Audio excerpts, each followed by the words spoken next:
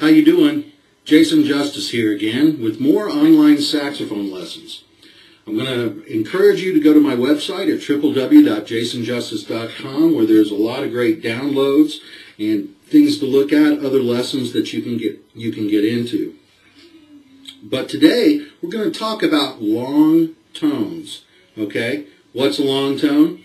It's one note that you hold for a long period of time. Just one single note. Why long tones? Well, long tones do a lot to help us build up our embouchure or our chops, right? As jazz musicians like to say, call these chops. Well, the long tone, holding the long tone, really helps to build these muscles. It also helps you to hear your tone. Now, a lot of times when students hold a note, when anybody gets into a note, into a long note, it kind of wavers. People get a little nervous, whatever happens, and just holding that long tone, it kind of wavers and it doesn't sound exactly right. That's why we work on long tones, okay? This is only 3 minutes out of your, say, half an hour practice regimen, and it's the first 3 minutes, the first thing you do.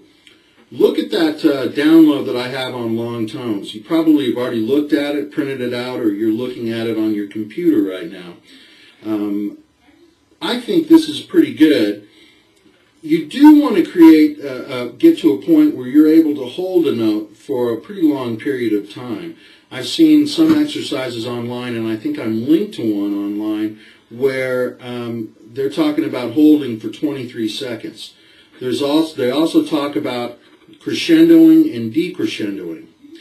When you first start working on long tones, I want you to work on getting an unwavering pitch. The other thing I want you to do is I want you to not make the note happen right away. And just as a side, try practicing these at mezzo piano. Pretty soft, okay? All right. So one of the things that I do when I do my long tones is I blow into my horn, get the good platform happening, blow into my horn, and just blow lightly and ever so gradually add more air until that note catches, like this.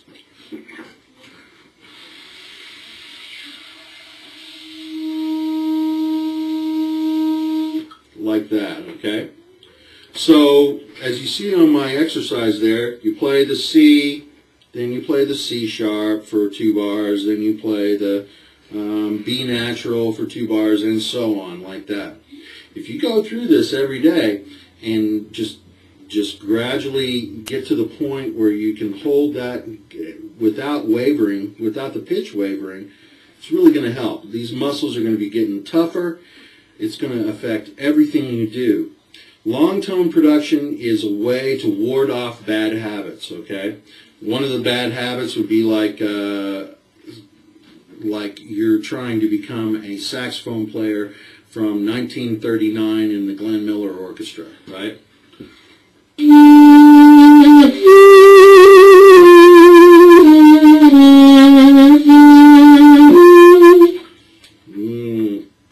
Not so much. It's nice for that style of music and for that time period, but really to have a good professional sounding tone, those long tones need to happen, and you need to be careful of the kind of habits that make that kind of tone quality happen. One of the bad habits is scooping into every note. So that's why every note that you play when you're doing your long tone exercise needs to happen boom, without scooping into it. Like if you were thinking about the pitch on a line like this, and of course sound is a wavelength and it moves, right? You don't want it to be